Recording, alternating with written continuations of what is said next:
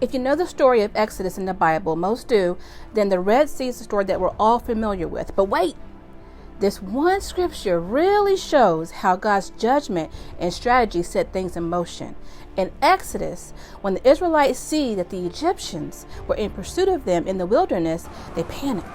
They lose faith, but Moses reassures them that God is on their side. Exodus 14:13, he says, "The Egyptians who you see coming after us, who oppressed you, you'll never see them again. The Lord will fight for you, and you shall hold your peace." All they had to do was just walk, and God handled the rest. Moses lifts up his staff as commanded by God, and the Red Sea parts, a wall of water on the left and on the right. And the Israelites have crossed on dry land through the Red Sea, and here come the Egyptians. 600 chariots, all of Pharaoh's army and commanders are on that same dry land headed for the Israelites. And boom!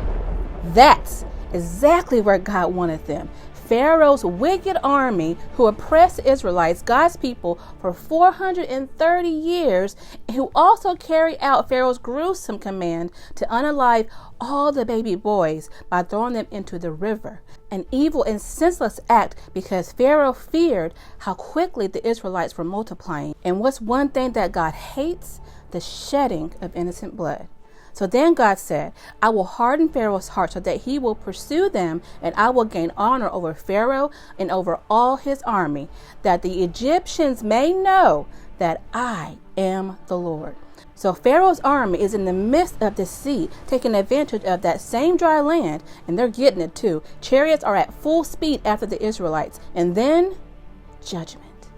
Exodus 14:24, "It came to pass in the morning watch that the Lord looked down upon the army of the Egyptians through the pillar of fire and cloud, looked down upon the army that oppressed his people, looked down upon the army that unalived innocent infant Hebrew boys, and he troubled the army of the Egyptians."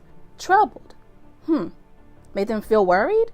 Yeah, kind of, in a way. So they're riding, and then all of a sudden, the chariot wheels malfunctioned. Different translations say he, God, took off the chariot wheels, twisted, came off, bound, or it was hard for them to turn. 600 chariots, and none of them can get from out of the midst of the sea. The chariot wheels aren't working. Realizing their well-made chariots can't move because God has halted the usage of their wheels, and they are in between two massive walls of water being held up by the one who they don't serve and who are against the people who do on the other side. Ooh. Can you imagine the chaos? Hundreds of Egyptians freaking out and the sounds of the waters being pushed upward to maintain the wall that the Egyptians are now in the middle of. The Egyptians are saying, "We have to flee. We have to flee from the face of Israel, for the Lord fights for them against the Egyptians, against us. We got to get out of here." And the Lord that caused the 10 plagues that we suffered through, and who was maintaining that huge pillar of fire and cloud, and split the Red Sea that we're now stuck in the midst of. The Lord that is for them against us, which means,